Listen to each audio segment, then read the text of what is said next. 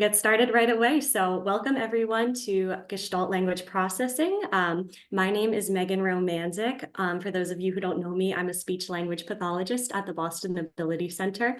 I know we're joined by clinicians, parents, students. And so thank you so much for being here. I'm hoping to cover things that will apply to everyone in the audience today, and we'll be sure to save time for questions at the end. If you think of something you'd like to ask, feel free to pop it in the chat, and I'll be sure to address it at the end of the presentation. So for those of you who don't know about the Boston Ability Center, our mission is to create a community where children develop skills and parents feel empowered by knowledge and support. And we are a pediatric outpatient therapy clinic. So we offer OT, physical therapy, speech therapy, feeding therapy, aquatics, Schroth, and we also have groups. So if you have any questions about the Boston Ability Center, in particular at the end of the presentation, feel free to pop that in the chat as well.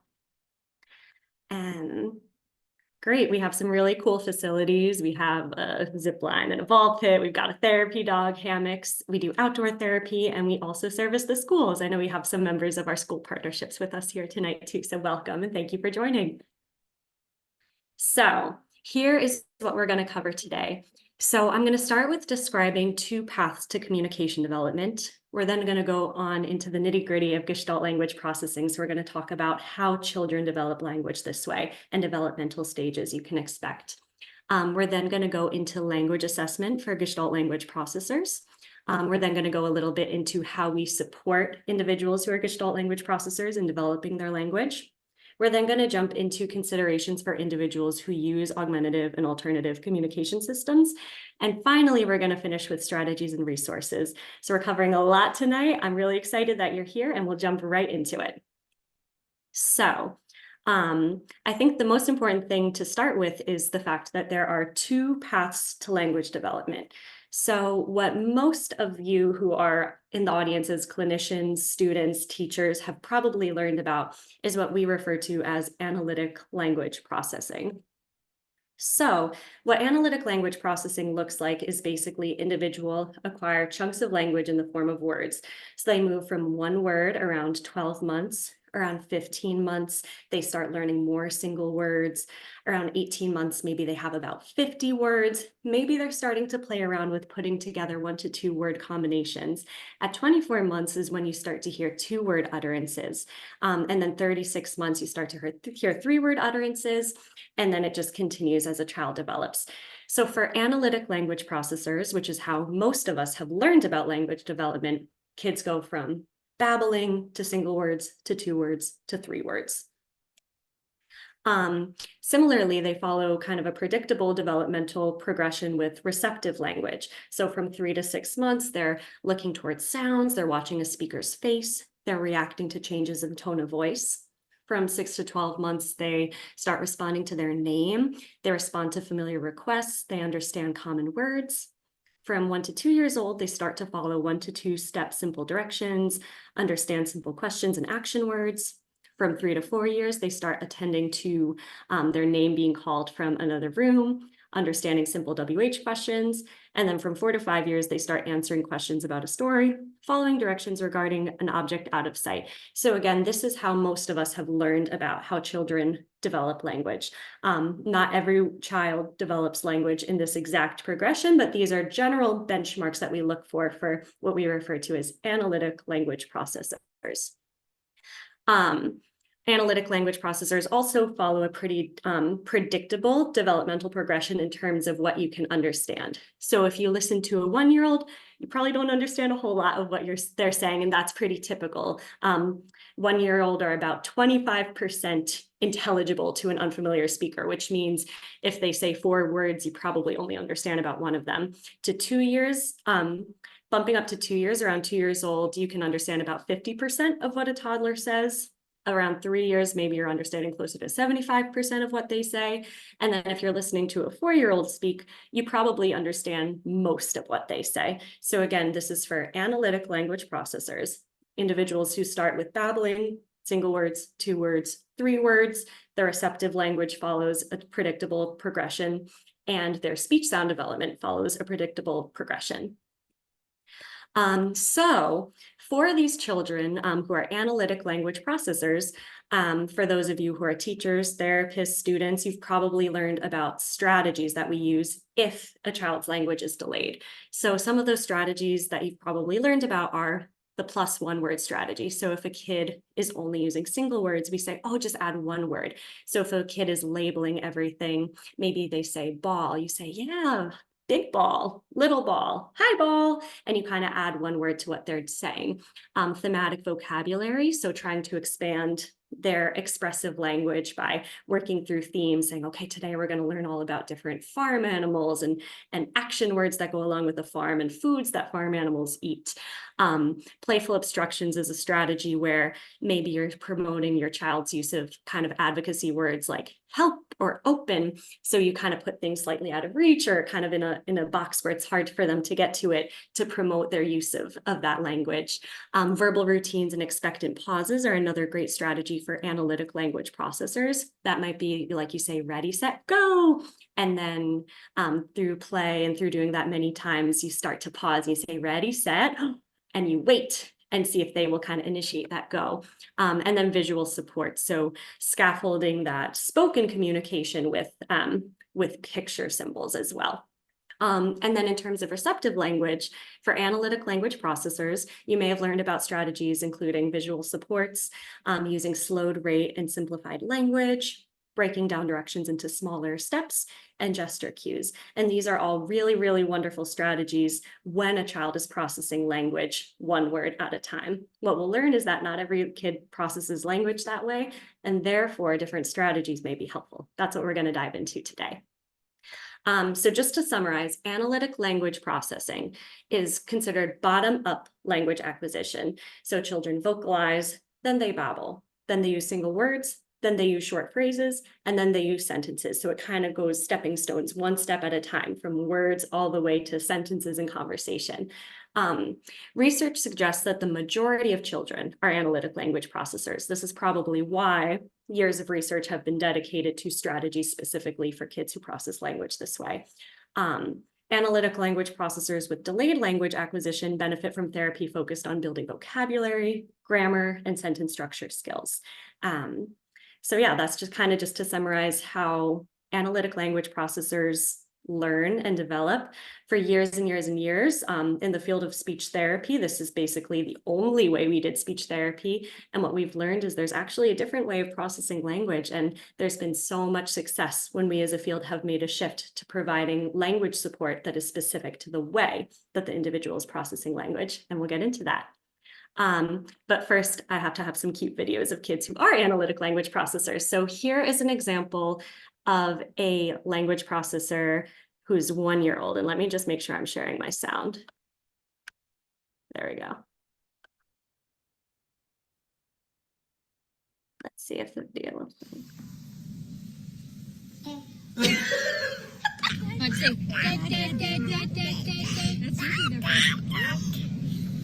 That's usually their first. Indy.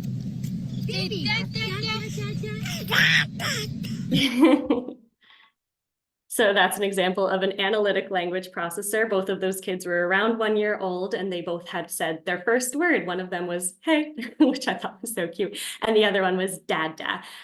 So they learned kind of their first words first.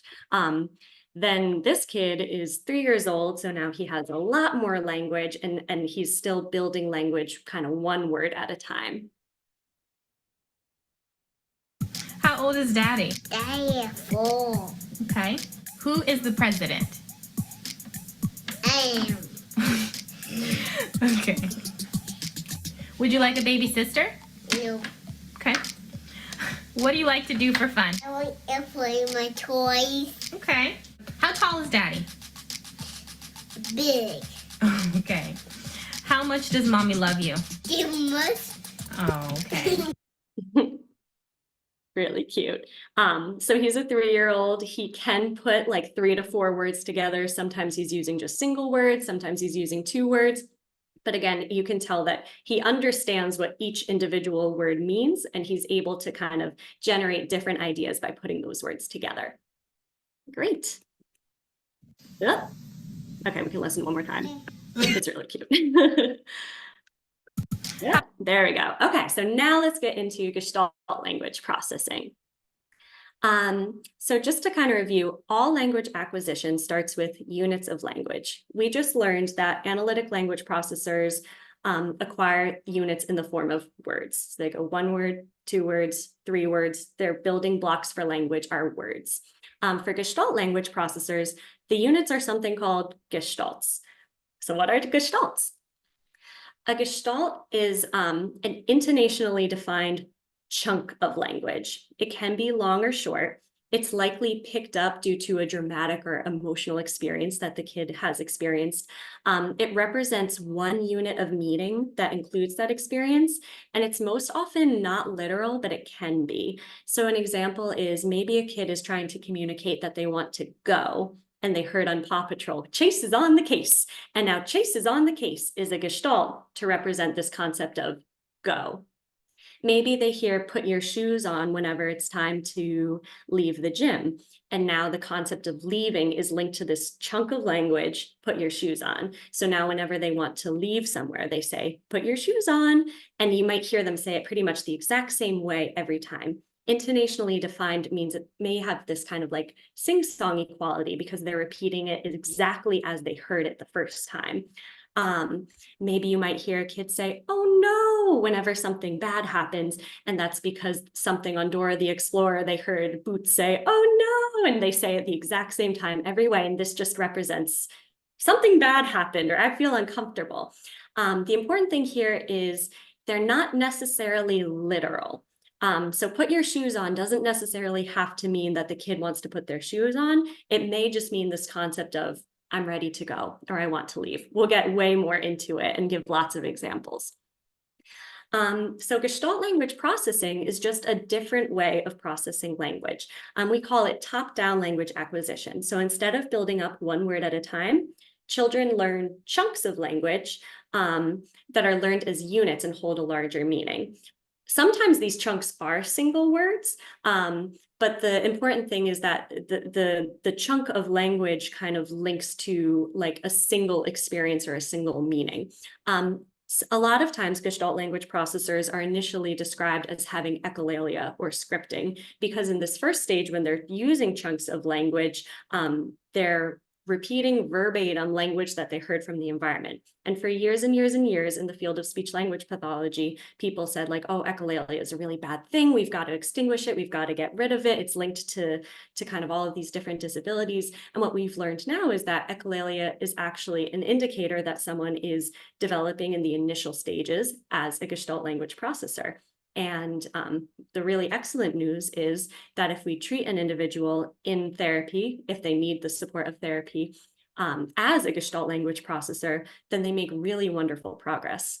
Again, children communicate using word-for-word repetitions of what others have said, or lines from movies, shows, virtual games, videos, or song. So basically, the biggest thing with Gestalt language processors is that you'll hear language word for word, verbatim, said exactly as they heard it with the intonation that they heard it. It's really important to kind of reiterate that Gestalt language processing is a difference, not a disorder. Not every Gestalt language processor needs therapy. As with analytic language processing, therapy is warranted if the child demonstrates difficulty effectively communicating with others. A lot of times we'll see Gestalt language processors in therapy because they're kind of stuck at that initial stage. They're using a lot of echolalia, but they're having trouble kind of effectively communicating their wants and needs. We could equate this to maybe seeing a 2 or 3-year-old who's stuck at that single word level. They have lots of single words, but they're really having a hard time saying like, mommy, help, or like, I need something. It's the same thing with Gestalt language processors. It's not inherently that just because someone uses echolalia that they need therapy, but if they're not able to progress to the next stage of language development, therapy may help them be more successful and communicate their thoughts and ideas. So how do you know if a child is a Gestalt language processor? This is what it might sound like. So you hear previously heard language word for word to communicate.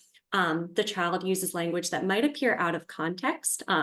I think it's really helpful to illustrate with an example. So when I was first becoming a speech language pathologist, I had to do rotations and I was working I was doing an evaluation with a child, and I pulled out all the testing materials, and I could see the look on the kid's face that they really didn't want to do the testing because I pulled out this big book, and I expected them to say no, or I don't want to.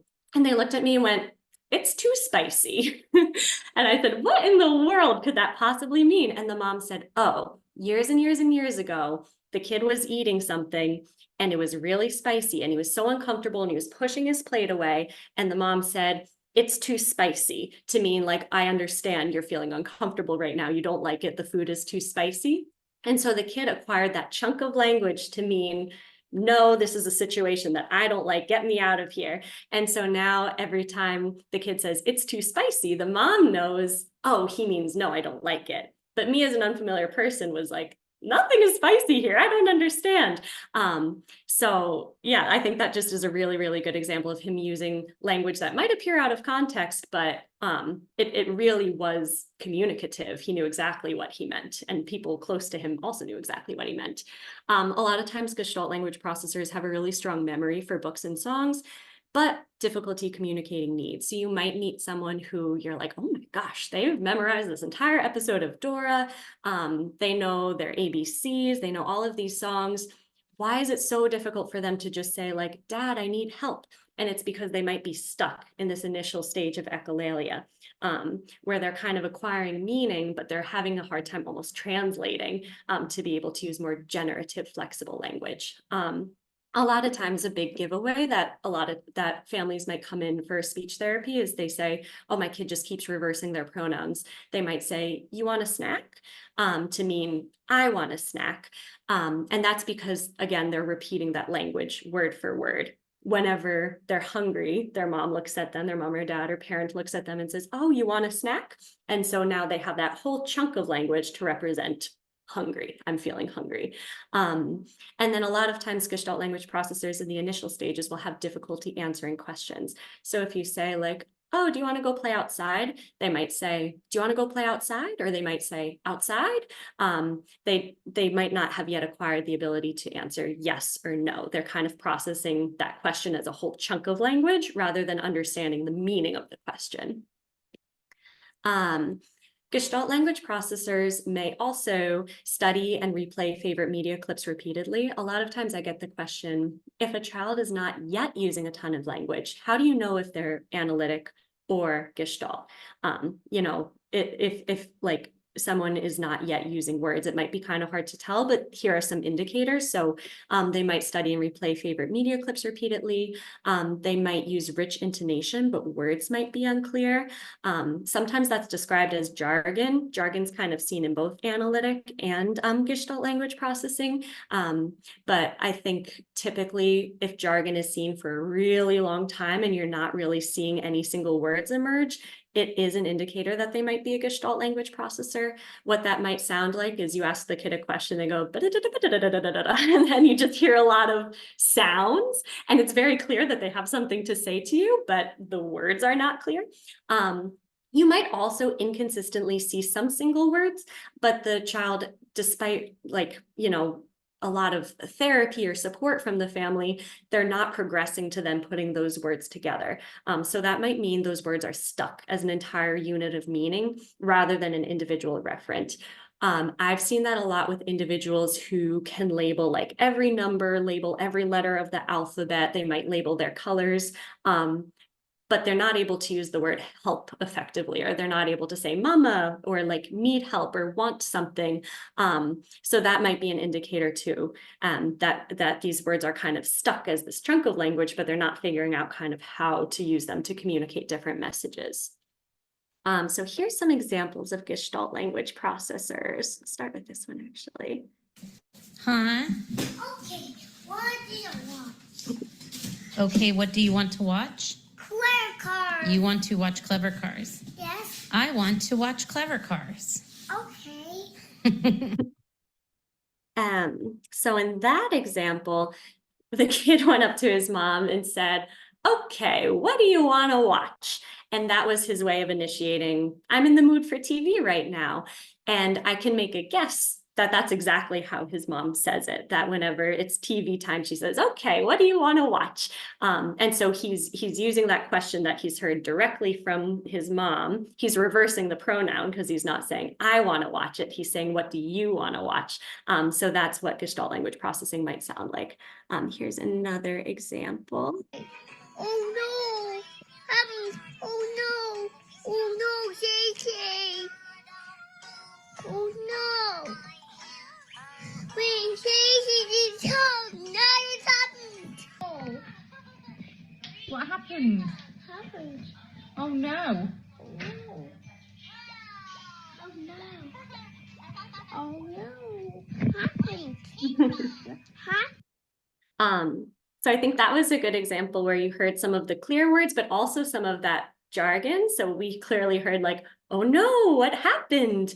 And then there was also a little bit where it was kind of like da, da, da, da, da, da, da, and the words weren't clear, but it was very, I think, evident to me that that chunk came from something, either from her parents. It sounds like it probably came from a TV show. Oh no, what happened? In that very sing-songy voice. And it's not exactly clear what she was trying to communicate in that situation. It's not necessarily that she was saying like, oh, something bad happened in the scenario. She might just be reflecting on kind of that experience of, oh no, what happened? Whatever that was referring to in the show, or if that's what her parents said. So these are two examples of kids who took language, repeated it verbatim. It can't necessarily be interpreted literally. And that's kind of a sign that they're Gestalt language processors. Oh no! Happened. Oh no! Let's say, there we go. Okay, so now let's go into what are the stages of what are the developmental stages of Gestalt language processing? So both analytic language processors and Gestalt language processors move through developmental stages as they develop their communication skills. Gestalt language processors demonstrate a different developmental path based on the way in which they process language. So it starts with that echolalia, which is basically repeating word for word verbatim the language that they've heard from their environment. Next, it moves into mitigations of that word for word language. And I'm going to get into what all of this is in just a little bit. They then further break down those mitigations into isolating single words. That's the stage at which individuals say, oh, this word means something, and this word means something different from this word. Then they move into saying, oh, when we put all of these words together, it means a whole totally different thing from the original utterance. So stage 4 is where kids start doing flexible self-generated language and beginning grammar. So Gestalt language processors move through developmental stages just like analytic language processors do. The stages just look a little different. And it's important to note too, while kids generally move up from one stage to the next, it's common for kids to use language from multiple stages simultaneously. And that's the same for analytic language processing. So when we watched that cute kid with the interview with the 3-year-old earlier, we saw sometimes he answered with like 4 words, sometimes he answered with just 1 word. So he was kind of in that like 1 word to 2 word to 3 word stage. Same thing with Gestalt language processors. As they're developing their language, maybe sometimes you're hearing self-generated flexible language. Maybe sometimes you're still hearing that original echolalia. So kids can kind of move back and forth between these stages as they're developing. Great. Okay, so what does that sound like? Stage 1, you might hear a kid say, and these are examples from like my life or things I've heard from other people. Old MacDonald had a farm. That's something a kid said in the past whenever she wanted to play. We had a farm toy, and she would say, Old MacDonald had a farm, to mean I want to play. It's too spicy was the example I gave before, which kind of just means, no, I don't want that. Maybe you hear, oh no, what happened? Like in that video. Maybe you hear, hey, stop that. Maybe the kid picked that up from like an older brother or something. Stage 2 is when the kid starts to learn, if I change the words a little bit, it changes the meaning. So maybe they say, instead of Old MacDonald have a farm, they might say, let's play Old MacDonald. Or maybe they take, oh no, what happened? And hey, stop that. And they put it together to make, oh no, stop that. So they're starting to learn, if I move the words around, it changes the meaning. Stage 3 is when they are able to isolate the single words from the original echolalia. So they can say farm, red farm, pig farm. So that's kind of the stage at which they realize like, oh, each word in this whole chunk of language means something different. And then finally, once they kind of come to that realization, they're able to start using beginning grammar. So they might say, Dad, play farm, or get big farmer. No, want farm. Typically at this stage too, kids are using kind of funky grammar, and that's fine because that's very developmentally appropriate. If you've ever heard a 3-year-old talk, their words are all over the place, and it's very typical as kids are first learning to put words together that the word order doesn't really matter as much. What matters is that they're learning that if I put these different words together in different combinations, I change the meaning of the phrase. So at stage 1, Gestalt language processors repeat language from their environment word for word. So this might sound like jargon or long strings of speech with rich intonation that's tricky to understand. You might hear them repeating lines from their favorite media. You also might hear them repeating language from family, teachers, and friends, like time to put your shoes on, or come on, kids, let's go. You might hear them using language that appears out of context. And you might hear some single words, but again, they might be used inflexibly. So maybe they only use a single word in one specific activity or in one specific environment. And you're not really hearing them, like if they use the word car, you really never hear them say like go car or get car. They're not really realizing how to sort of manipulate that word as a single entity. So at this stage, children are not yet making the connection that individual words have unique meaning. Instead, the gestalts, or the entire chunk of language, represents an entire experience or emotion. So in the case of that's too spicy, the experience was pushing the plate away when the food was too spicy, and the emotion was, I don't like that. And so that gestalt represented no, basically, just that concept of no, this is not for me. Children may not yet understand the purpose of questions, as evidenced by repeating the questions verbatim. Children will often confuse first person and third person pronouns. So they might say like, you want that to mean I want that. And when children get stuck in stage 1, therapy is warranted to support more effective communication. Again, we might hear an early development kid using stage 1 echolalia, and that's okay as long as they're kind of continuing to progress and being understood by others. When kids start to get frustrated and they're not kind of starting to break down the echolalia, they're having a hard time being understood by others, that's when speech therapy is warranted to help them develop through the stages. And so then the next stage is mitigation. Mitigation basically meaning kind of changing it up. So this is where Gestalt language processors start to learn how to modify their language to alter the meaning or make it more contextually appropriate. So this might sound like combining 2 gestalts or 2 chunks of language. So if a kid has 2 gestalts like, come on, everybody, and then we need to go, maybe you might start to hear them say, come on, we need to go. So they're taking those 2 chunks of language and they're putting them together. They might also modify a gestalt to fit the communication context. So I have a kid that I used to work with that would say, I love jumping in muddy puddles from Peppa Pig.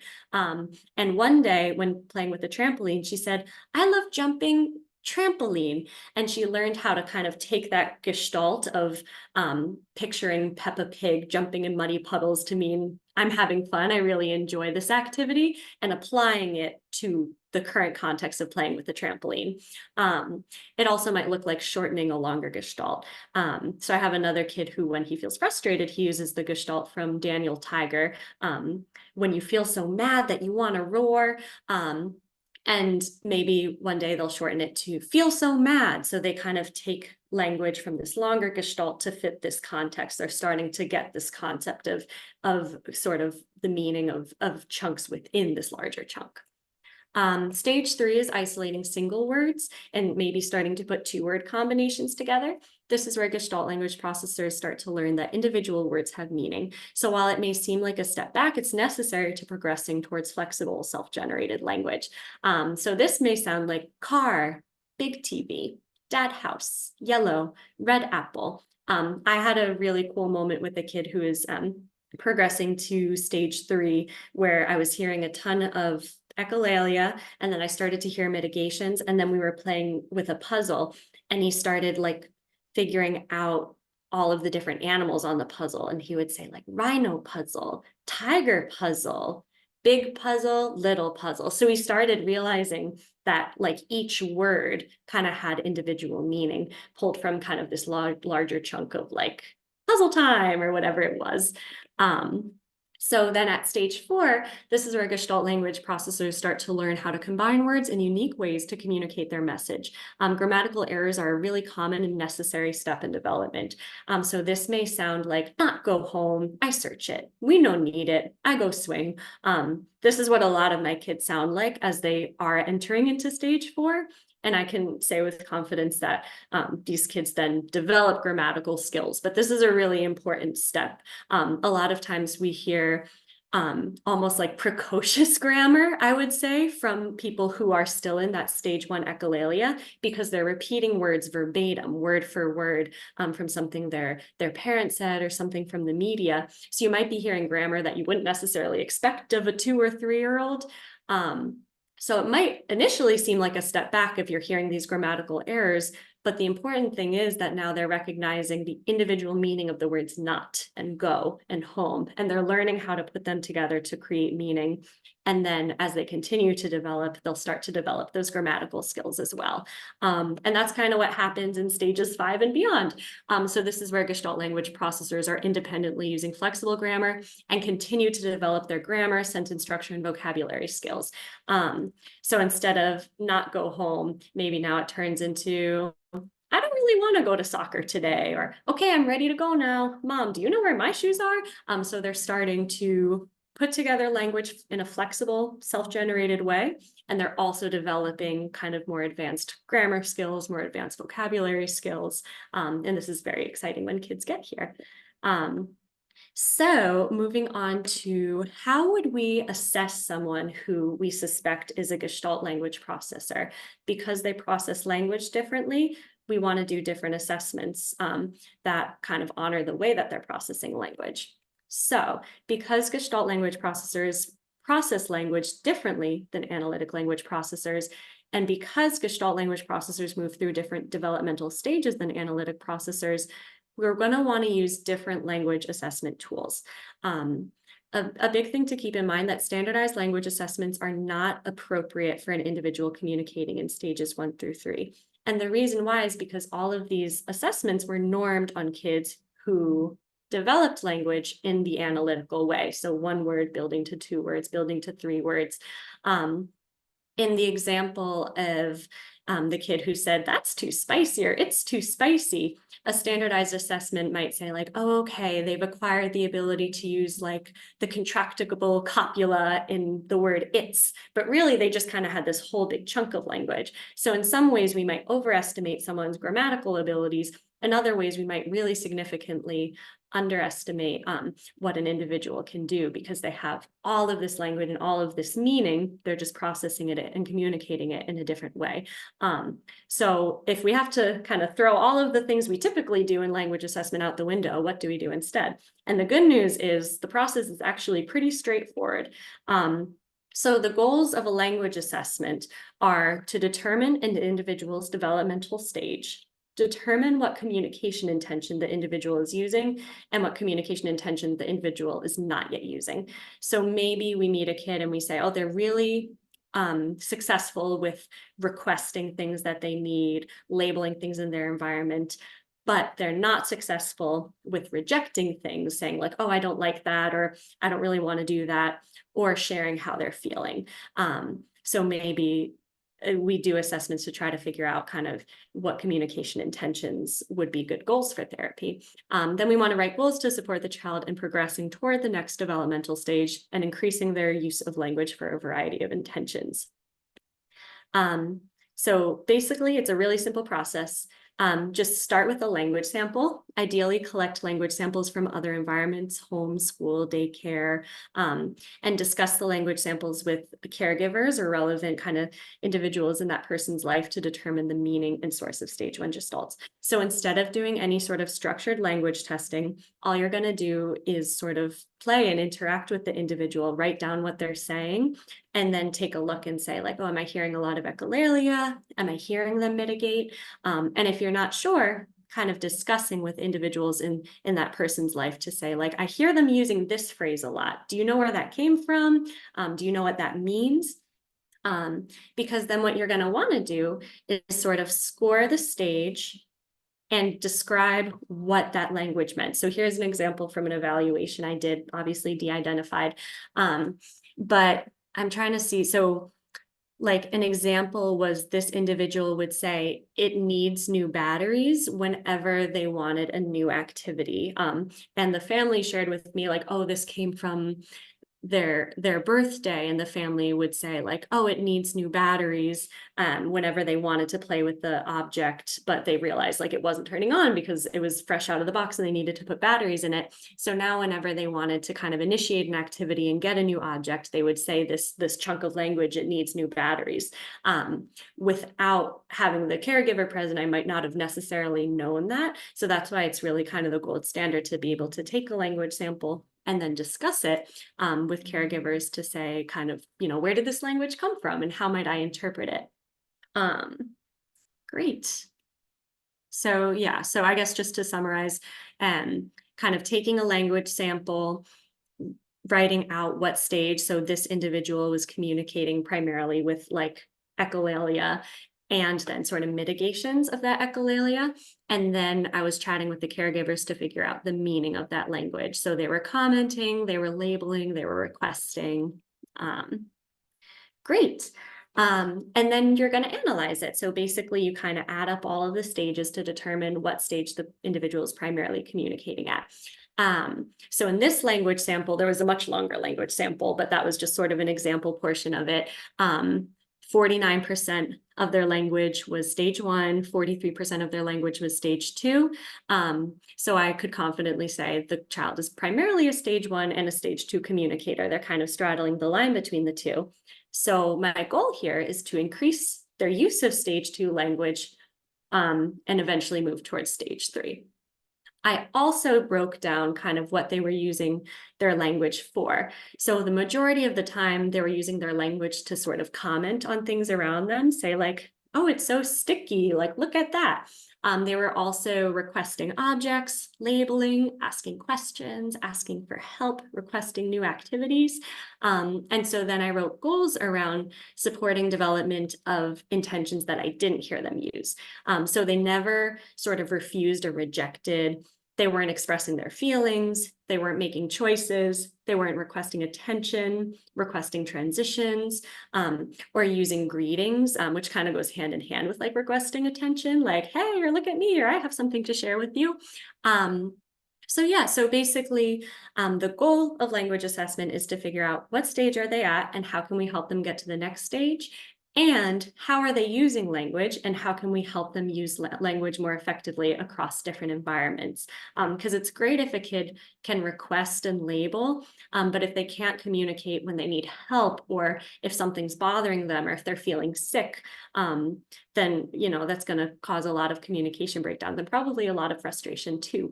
So our goal in therapy is to support the individual's ability to communicate everything that's on their mind.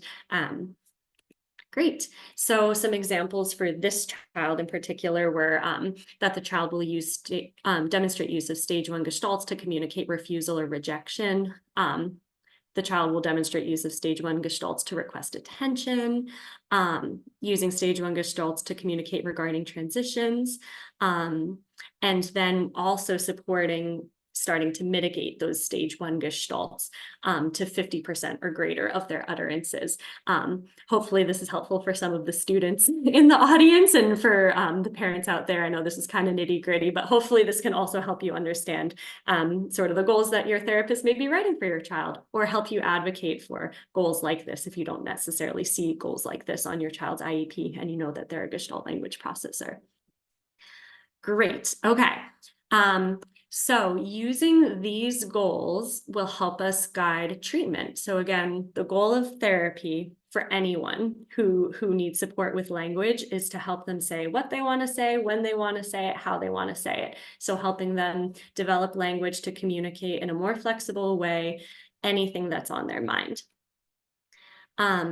So The natural language acquisition approach was developed by a speech-language pathologist named Marge Blanc to support Gestalt language processors in developing more effective communication skills. This approach is based on decades of research, case studies, and self-reports by Gestalt language processors.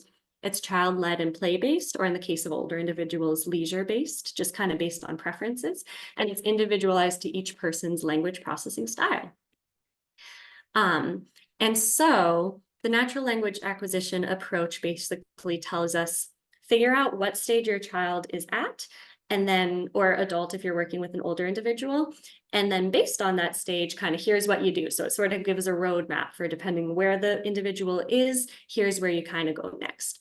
So if a child or individual is primarily using stage 1 language, but they're using a very limited number of gestalts to communicate, the goal is to determine communication intentions the individual's not yet using, and then model gestalts to support meeting those communication needs. For example, requesting assistance might sound like need some help. Advocating for a transition might sound like let's do something different. And expressing feelings might sound like I don't feel so good. So what that looks like in a therapy session is basically you're following the individual's lead. Maybe there's someone who loves playing with stuffies, like they really love animals. And so you have lots of different animals out and you're just modeling this language. This individual doesn't really request assistance very effectively. So you're setting up opportunities where maybe like the animals need help and they're stuck and they have to say, oh, need some help. And you're basically creating these natural opportunities for the individual to hear this language and be able to hopefully kind of sort of take it into their lexicon and be able to use it in situations where then they need some help. If a child's primarily using stage 1 language and they're using a wide number of gestalts, you're going to model mitigations of their current gestalts. So in the case of the kid that I keep referencing that said, it's so spicy, we might engage in lots of different play with lots of different materials and talk about what's happening in the immediate context. So it's so soft, or it's so fun, or it's so silly. So they start learning how to break down that gestalt to apply it to the context.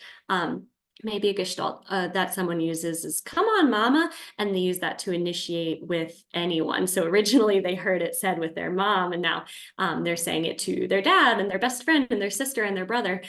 So then you can help them mitigate and you say, come on dad, come on everyone. And so you're helping them apply that language to the context. If they say, look at that, you could help mitigate by saying, look at that car, look at that, mama. And so basically mitigations can look like adding, subtracting, changing, but basically taking the original gestalt and kind of adding some flexibility within it so the individual starts to learn how to break it down. If a child is primarily using stage 1 language, but their language is unintelligible, meaning it's really hard to understand, be a detective. Can you piece together where the language might have come from? If so, model the language you think your child is using. So an example might be a kid is in a room and you have a feeling that they don't want to be in this room anymore. You have a feeling that maybe they want to go and they're kind of like tapping on the door and they're going da da da da da da. Maybe you say, let's go now, because you think maybe that's what they're trying to say. I'm not sure.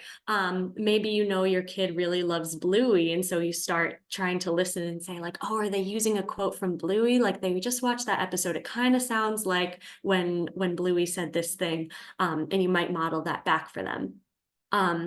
If you're really not sure what in the world they're saying, you can also just continue modeling gestalts for a variety of communication intentions. So if you really have a hard time piecing together what this really difficult to understand language is, you can continue just modeling, come on, let's go, here we go, let's do it. So you're providing different gestalts to meet different communication needs with the hope that they will kind of start to pick up on them. Also introducing augmentative and alternative communication. We'll get into that a little bit later, but if an individual is consistently having a hard time being understood by others, there are supports that you can use to help them be better understood and continue to build their language. So if a child's primarily using stage 2 language, continue to reflect back the child's language and model additional mitigations. And then you can help start to model single words to progress towards stage 3, focusing on nouns and adjectives. So maybe an individual is using tons of mitigations and say, come on, let's get that toy. And then you say, toy, big toy, my toy. So sometimes people feel a little bit confused at this stage of like, why would we use less language? My kid's saying so much. Why would we make the language smaller? And the goal is to help kids make the connection that each word has a unique meaning. Without that, it's really challenging for them to then be able to use like kind of more flexible, self-generated language. Getting down to the individual words opens up the door to then build up to phrases and sentences and communicating all of our thoughts and ideas. If a child's primarily using stage 3 language, so those single words, reflect back the single words that the child is using and model additional single words and word combinations. We don't want to yet start modeling grammar because we want kids to make the connection of how to build meaning from putting words together.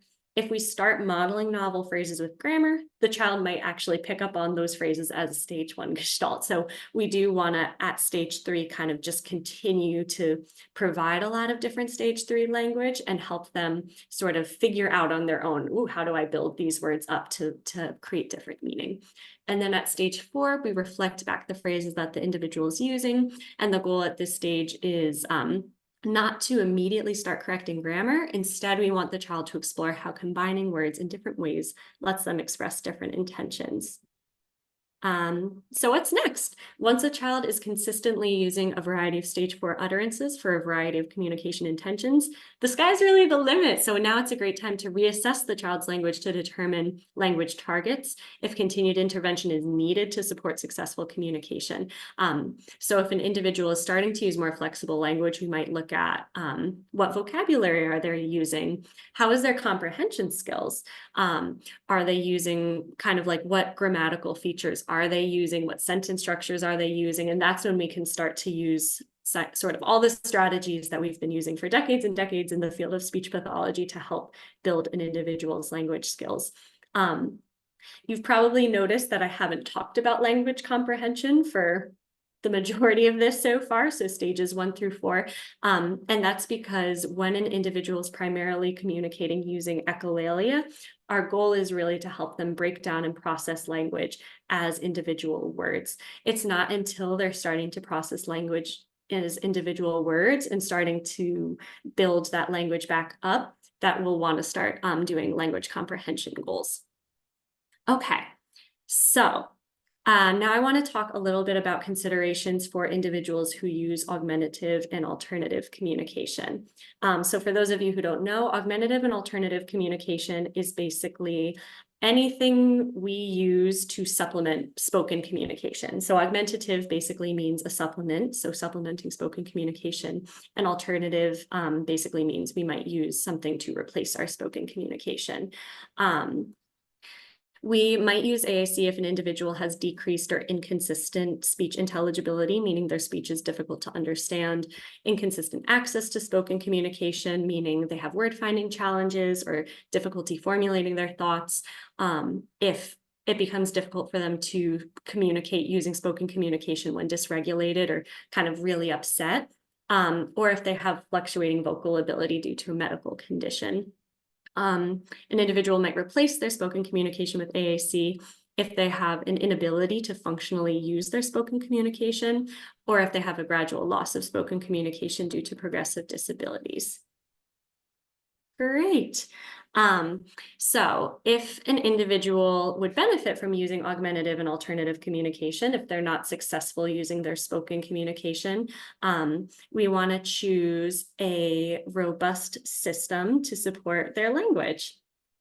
And we want to be able to modify that system to support their language processing style. So for a Gestalt language processor, communicating at stage 1, we want to program gestalts based on communication intention. For example, we would put, when you feel so mad that you want to roar, under the feelings page of their augmentative communication device. We wouldn't yet delete single words, but rather program the gestalt into another location on the page. So I'll show you what that looks like for those of you who aren't as familiar with augmentative and alternative communication. So this is an example of an application that an individual might use to supplement their spoken communication. It's a speech generating device, meaning you click on a button and it says the word. So this is what it looks like. And this is the feelings page. And so an analytic language processor might be able to go to this page and say, I'm happy, I feel sick, I feel mad. A Gestalt language processor might not necessarily be processing those individual words yet. So instead, what I did on this individual's device is I actually uploaded the video of Daniel Tiger that says, when you feel so mad that you want to roar, and the kid really successfully uses it now that when he's feeling upset or dysregulated, he'll go to his feelings page, he'll play that clip that says, when you feel so mad that you want to roar. And that's how I know that he's feeling really upset and dysregulated and we need to take a break. An important thing to note is that I'm not programming over the word frustrated or mad, because the goal is that eventually this individual will move from this original Gestalt to using mitigations to then being able to use these individual words. So we want the augmentative and alternative communication system to be able to grow with the individual. Here's some other examples. Whenever he likes something, there's an audio clip that says like, this is the best bulldozer in the whole city. And that's how he communicates like, I like it, let's do more. So I programmed that original audio clip in there. He'll use the Gestalt, I don't feel so good, to mean like, ow, that hurts, or stop that. Here's just a couple of other examples. Here's another augmentative and alternative communication device. That when an individual wanted to eat, they would play the song. I forget where it's from. I think it was originally Barney, like, I like to eat apples and bananas. So I programmed that kind of audio clip in here so that the individual could let me know when they were feeling hungry. Let's see. Okay, when they move on to stage 2, the mitigations can be programmed adjacent to the original Gestalt. So we don't delete the original Gestalt, instead we just program it next to. So in this example, in the feelings page, we had, when you feel so mad that you want to roar, and then next to it, I added, when you feel so that you want to, and then the individual is able to say, when you feel so happy that you want to laugh, and they were able to break down the original Gestalt to kind of meet the communication context. Then at stage 3, you're just modeling single words. So most communication devices come pre-programmed with tons of single words. So now the person who originally said, I like to eat apples and bananas, can now say eat cheese or crackers or goldfish. They're now processing these words as individual units. And then you'll also want to program single words that are important to your AAC user. So their favorite people, their favorite foods, their favorite games. And at stage 4, it's just kind of the typical augmentative communication strategies that speech language pathologists learn about in grad school, which is just continuing to model word combinations to help the person become more proficient with their device. Great. Okay, cool. Hopefully that applied to some of you in the audience. And now we're going to get into strategies and resources for anyone who works with or cares for a Gestalt language processor. So my first advice is just know that Gestalts are often not literal. We want to focus on the communication intention rather than the literal words. A lot of times people will get hung up on kind of like, I don't know why they're saying that. Like, that's from something we heard years ago. It doesn't make sense. Like, this is just silly talk. But oftentimes it actually does make a lot of sense once we do a little bit of detective work. In that case of the individual who said, it's so spicy, he was communicating, no, I don't like that. So his words were not literal, but they were still meaningful. And that kind of goes hand in hand with be a detective. So if an individual uses a Gestalt phrase often, check in with family members, teachers, or therapists to see if you can find out where the Gestalt came from. By understanding the source, you can often figure out the meaning. So in that case, without the mom being there to tell me, I don't think I ever would have figured out what it's so spicy meant. But when she told me the source, I said, oh, that makes so much sense. Like, of course he's using this language now because he's saying, I don't like this. Keep a journal. So for stage 1 communicators, it can be helpful to keep a log. I don't think I have a single journal in my house. I just use my phone. So you can kind of have it on the notes app of your phone, logging kind of what you hear, where it's from, and what it might mean. So an example is, Mama's right here. You might remember that, like, oh, that's what their teacher said to them when they were reassuring the kid on their first day of school. So I can make a guess that that means I'm scared or I need reassurance. So it doesn't literally mean Mama's right here.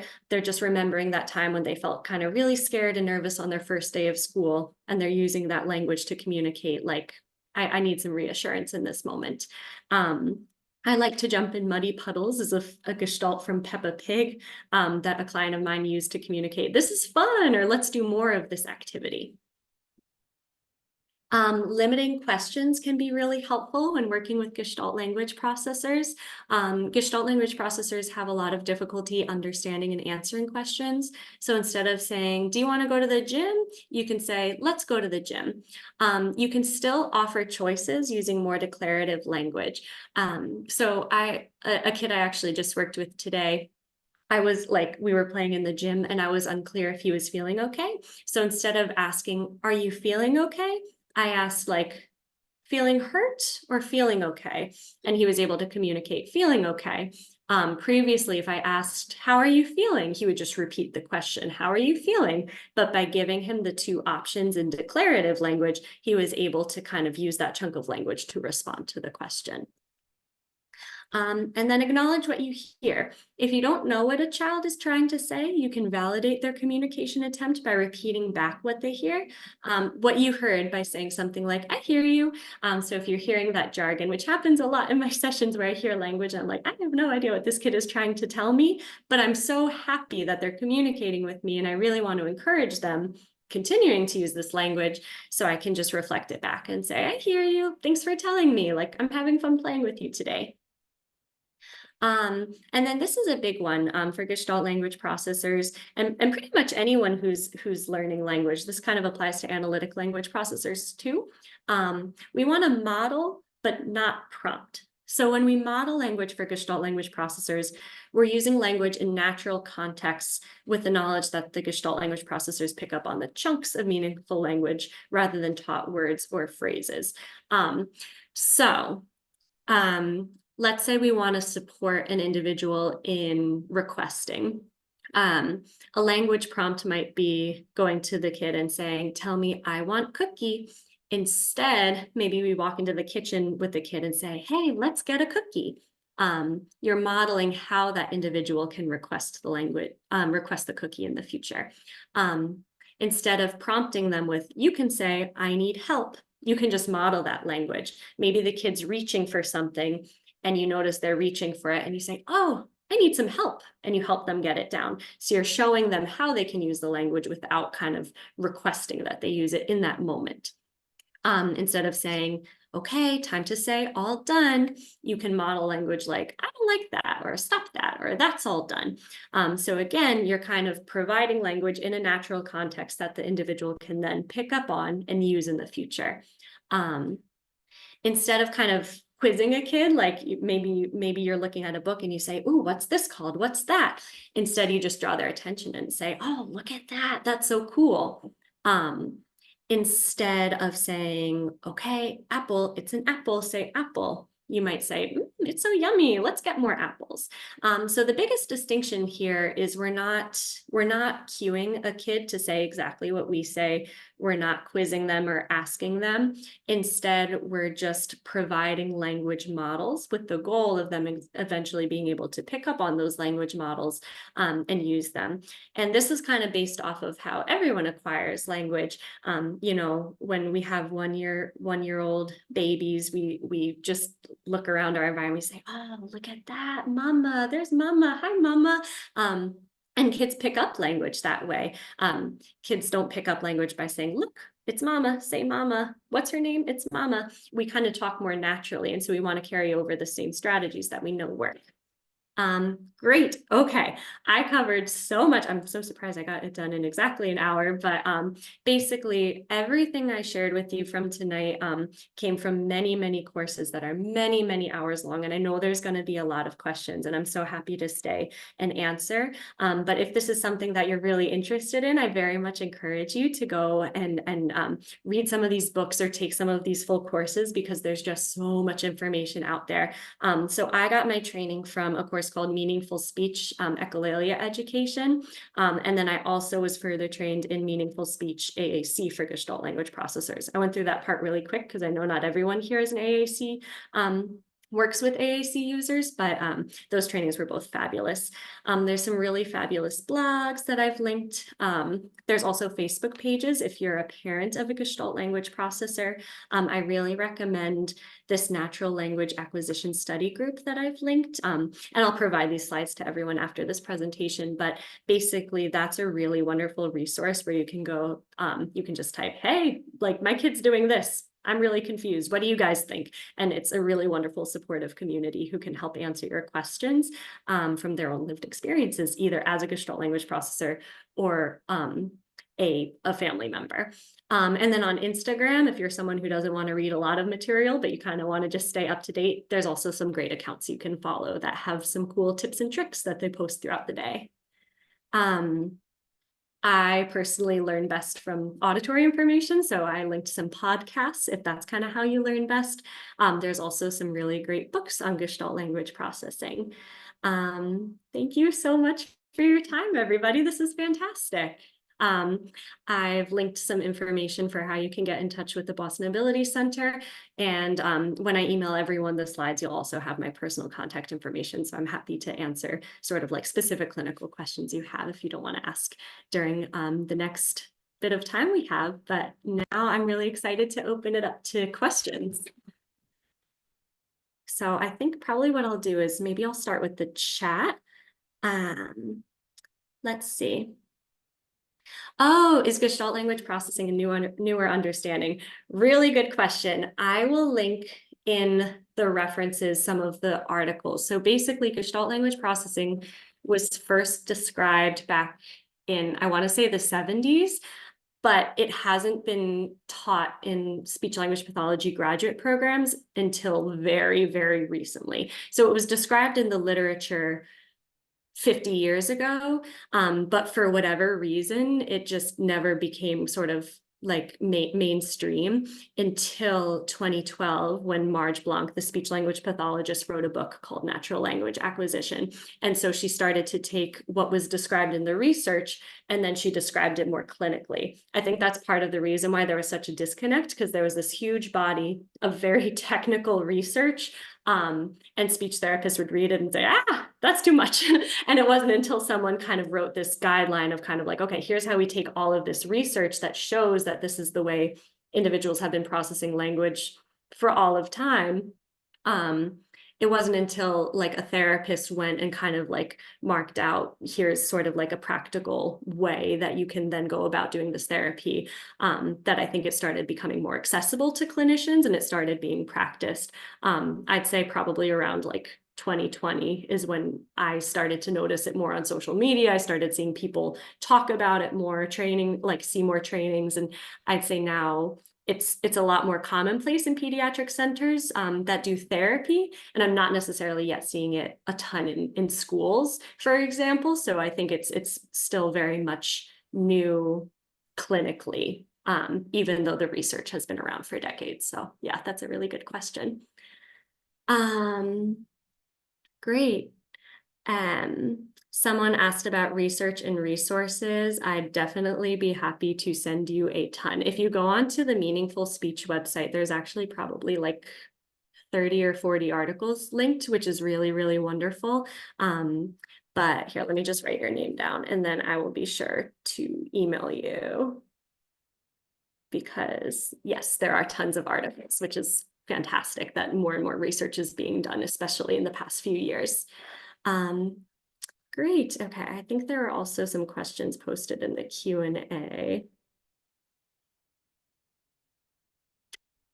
Yeah, good question. Okay. Can you give any advice for a child who you can tell is a GLP, but they're not yet using any independent intelligible gestalts and are not using any echolalia or imitating any gestalt models? That's a great question. And that's something that I think a lot of individuals find themselves sort of stuck there, where you can tell the individual is a Gestalt language processor, whether that be from replaying media clips, like using a lot of unintelligible utterances, but they're not yet acquiring language in a way that's a little bit easier for you to understand them. I would really recommend augmentative and alternative communication. So getting that individual an AAC device, because that way you can start to program some of their media clips and you can start to pay closer attention to when they are using them. So I gave that example a few times, but I actually have a few kids who really love Daniel Tiger. And so it's a pretty common one that I hear, that kids will say, like, when you feel so mad that you want to roar, to mean I'm upset, like this is a frustrating experience for me. And so what you can do on an AAC device in that example, say the kid really likes Daniel Tiger, is maybe you start programming some of those like sound bites and clips, like that goes under the feelings page, and maybe another sound bite or clip from Daniel Tiger goes under the like requesting page or the rejecting page, kind of organizing it pragmatically based on communication intention. I think that would be a really good place to start. It's tricky when you're not exactly sure what your child's trying to communicate, but I've found that to be sort of a successful place to start. And I also think just patience is important. Like I have seen individuals, now being at the same clinic for 3.5 years, I've seen individuals who came in and I couldn't understand a word they were saying and suspected they were a Gestalt language processor. And now years later, they are really effectively communicating. Sometimes it just takes time. Sometimes it can take weeks, months, years, and then eventually something clicks and it starts to work. So I'd say don't give up. Okay. If your child is a Gestalt language processor and an AAC user and has a homepage with many core words, more, all done, etc., would you edit those buttons to say want to do more, I'm finished, etc., or would you add in new buttons, almost doubling the size of the homepage layout? Okay, really good question. Yes, so my rule, like my kind of general rule, is you don't want to change the layout, because a lot of times the way an augmentative communication system is set up is to try to optimize efficiency. Like if you think about when you're like on your phone and you're looking for an app, and then your phone updates and things move around and you're like, oh my gosh, where did it go? Where did it go? And so now you're trying to communicate something, and now you have the double task of trying to think of the words you want to say, but then also trying to find where the word is on the device. And so the device programmers programmed it for maximum efficiency to try to put the words in places that are pretty accessible. So instead of moving those core words, more, all done, finished, what I've done in those cases is I've linked those core words to a new page to then put the gestalts in. So for example, I've had a kid where like I put like the gestalt, like, let's get some help. So if you click on the word help, it then jumps to a new page that then they can select, like, let's get some help. So the goal is to maintain sort of the motor plan, like the way the device is set up. But then kind of on an additional page, you could have the gestalt. Yeah, hopefully that answers your question.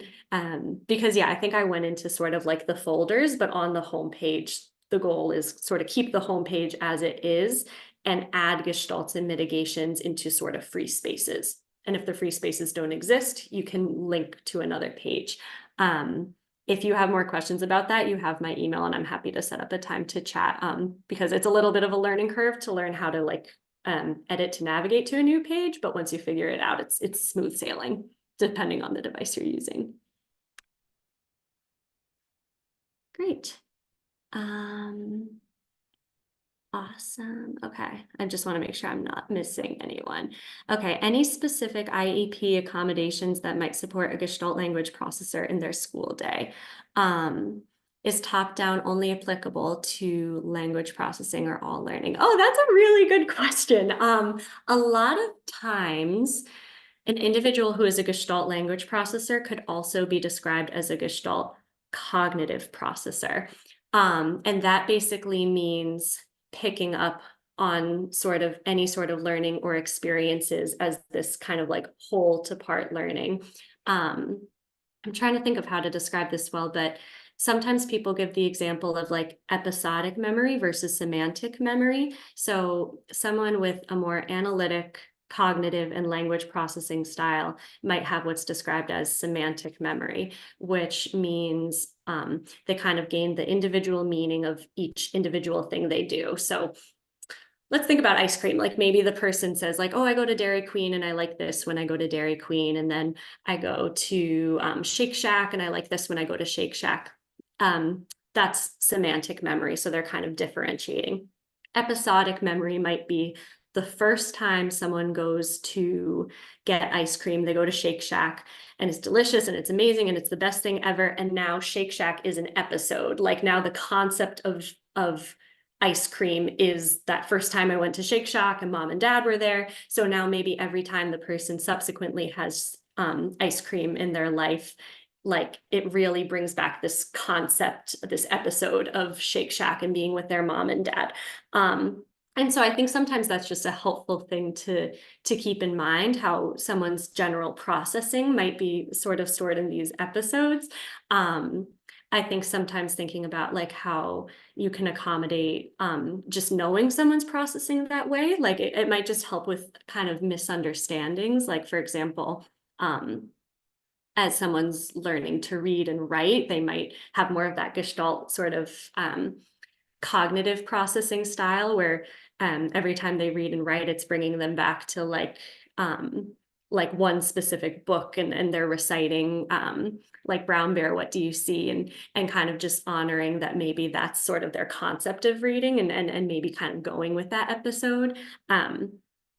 I don't really have any more specific. I feel like I could probably give more specific advice if you had specific individuals in mind. So I'm more than happy to chat if you email me after and I can brainstorm. But I guess hopefully that gives sort of like a general umbrella broad view of how this might apply to other realms of learning. Great.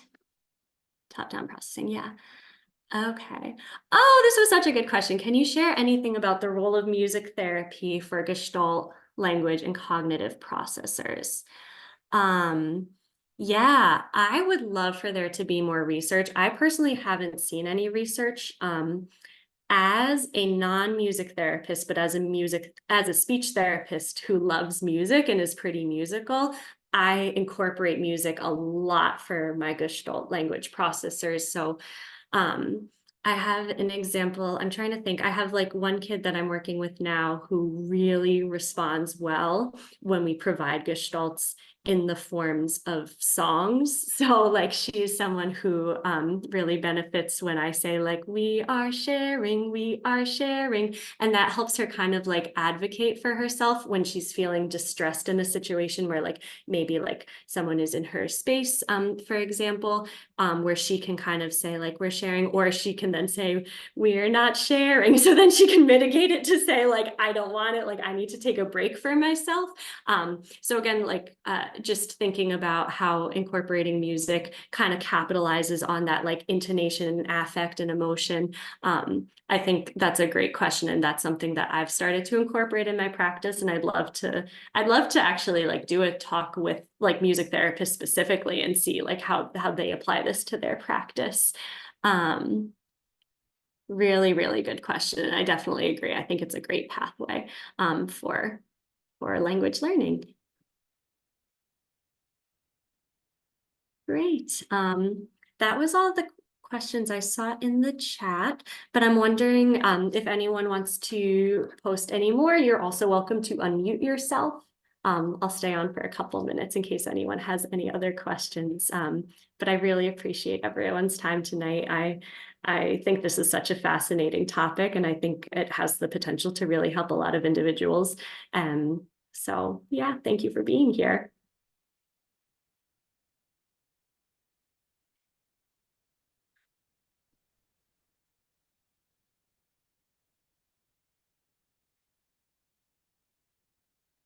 I know that it was mentioned in the chat, but what are some good IEP accommodations for a Gestalt learner? Yeah. Are you thinking, would you mind speaking to in terms of kind of like classroom supports, in terms of goals? Are you thinking about speech specifically? We're more thinking about classroom supports at this moment. Oh yeah, good question.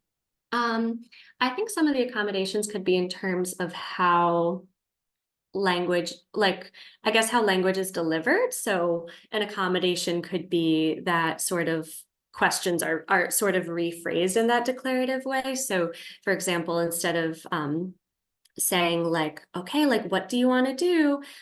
Maybe like having visual supports and being like, let's go to the playground or let's stay here. Another accommodation could be sort of in terms of the expectation for the Gestalt language processor. So I think we've talked about how in stages 1 through 3, comprehension testing, like asking questions, might not necessarily be representative of what the individual is capable of, like what they know, because they might not necessarily be processing the question. So I think a good accommodation could be assessing knowledge in a different way. So it might not necessarily be like the individual has to complete this test and answer these yes/no questions or these WH questions, but maybe kind of you're assessing their concept knowledge through play or through kind of activities like over a period of time, seeing that they demonstrate like understanding kind of like this vocabulary or these concepts, or just taking a pause on those comprehension as their language develops. That's a really wonderful question, and honestly, something I haven't thought of. So I think I'll probably go to bed tonight and wake up with a lot better answers than what I just gave you. But yeah, feel free to email me, and I'd be happy to collaborate. But I think yeah, that I think those are some good ones.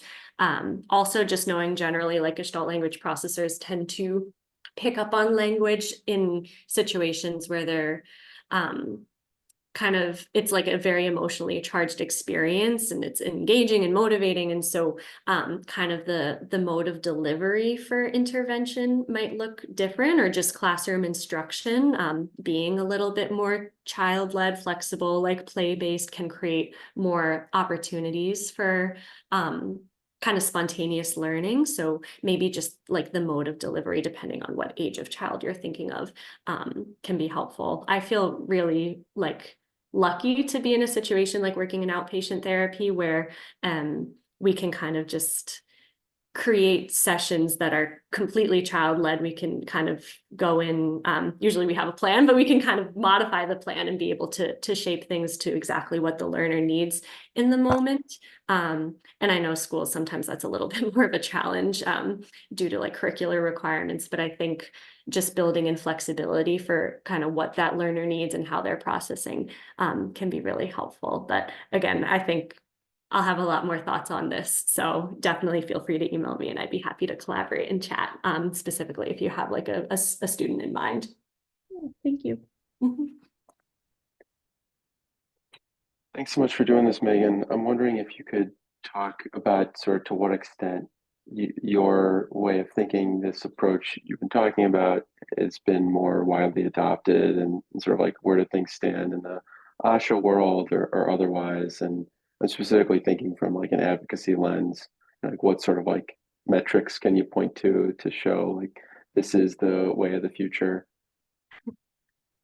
Good question. Oh gosh, I think the way that we know that like this has started to be more widely adopted is so the American Speech Language Hearing Association like has started to acknowledge Gestalt language processing. So that's basically the accrediting organization for our field.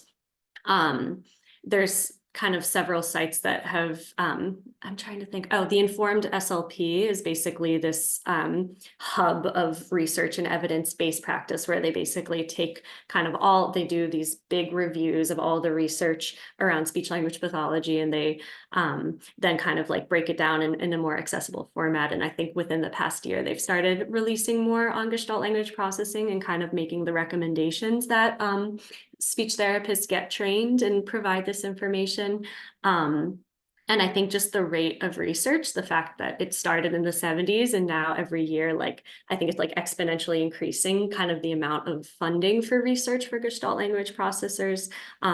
So I think there's a ton of sort of kind of like hard scientific evidence, which is fantastic. And I think necessary from a funding perspective, but I do think the biggest thing is just seeing the success.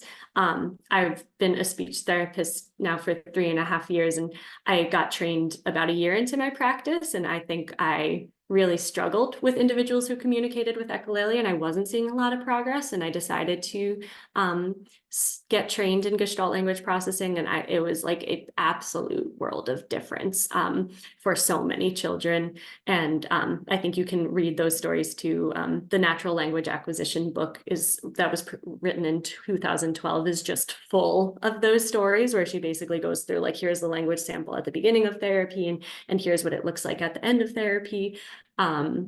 And so I think, yeah, there is a lot of kind of hard scientific data kind of showing, that this is sort of like a valid way of doing therapy. But I think sometimes just the personal accounts from individuals who themselves have completed this therapy, or from therapists who have been kind of like hitting their head against the wall, like, why is nothing working? And then they kind of get trained in this and they say, oh, wow, like, this is it. Like, this is really clicking for kids. So, and then I think the way forward is hopefully just doing more stuff like this, like with the speech therapist, kind of creating opportunities to meet with community members, parents, educators, other speech therapists, students. I take students every semester and train them in natural language acquisition for Gestalt language processing. So I think, I think just kind of collecting the clinical evidence, collecting the research evidence, and spreading the word. Hopefully that answered your question. I know I rambled a little bit, but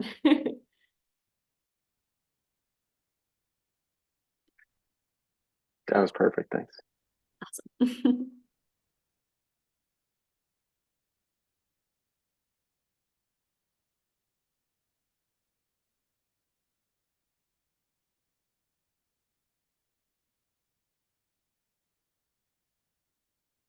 Well, great. Thank you so much, everyone, for being here. I really, really appreciate your time.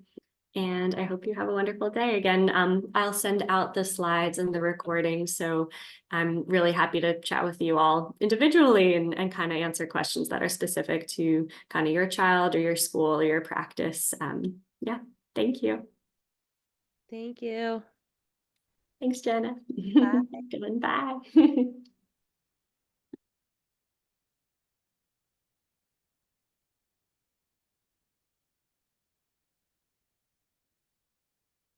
Hi, Sarah. Hello. This was amazing. Thank you so much.